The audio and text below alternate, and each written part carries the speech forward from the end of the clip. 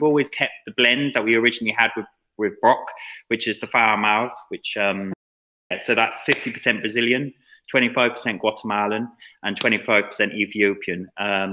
So obviously, yeah, we try and find the best kind of single origin micro lots from those three regions, so then we can blend it together.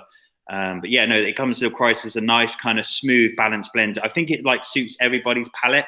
So we do something that was kind of across the board, but we know that's a really good coffee and that everybody will be appealed to. And then we could start adding like single origins along the way. I think that like having that coffee, like your blend, like on Farmar, of like that, it's the everyday man espresso, like that balance, and that coffee, that blend really strikes that balance of pleasing everyone. And like, I mean, I've cupped it, and we're delighted to say that it's going to be going out to our subscribers this month, and we've kind of had it on the website a while, and I've cupped it a few times, and every time it strikes all, it ticks all the boxes in terms of a coffee that kind of everyone wants. Like it's got that lovely nutty chocolatey kind of profile to it, and like, yeah, we love it anyway, and I know a lot of our subscribers do, and people who buy it on the website as well, you know, so it definitely hits home. Yeah, it's a real winner. And like, you know, like I said, like that's it's exactly what it was. It was just designed. I kind of came up with it after trying other types of single origins. This is going back before we opened Bean.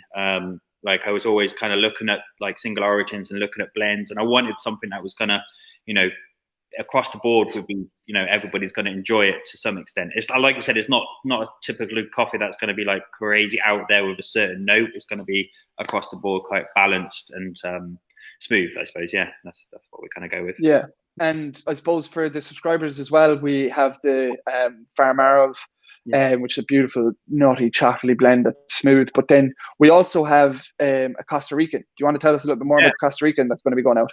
The Costa Rican actually is like a real cool story, actually, because go on. When we first brought in our first single origin was this Costa Rican. So we've been waiting for it to come back into harvest. So like the story is about it is that we were like, so we work with cafe imports. So we're kind of like, what would you say, relationship trade when it comes to coffee. So like we would not know the farmers personally, but we know the people that know them personally. So like there is still a middle person between us, the green beans, and our importer. So when we heard about the story about this Costa Rican, we just really fell in love with it. It's like two brothers themselves. They kind of took over a family farm in, you know, a small region in Costa Rica, and they're called the Aguilera brothers. And so it was just, we saw this and it was just such a lovely kind of story to it. And we said, oh, we have to go with this as our first kind of single origin. So it's just so happens to be that it came back into, so it was out of obviously the harvest had finished and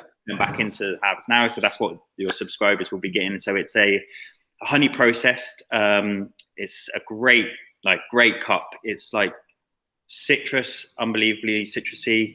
It's got lovely notes of kind of like toffee. It's just really, really balanced. It's lovely and it's really clean. So like if you're at home, like it's great on espresso, but like really try it on filter if you can as well. It's absolutely unbelievable on filter. So we're just delighted to have it back and delighted that you get to try it out and send out to subscribe.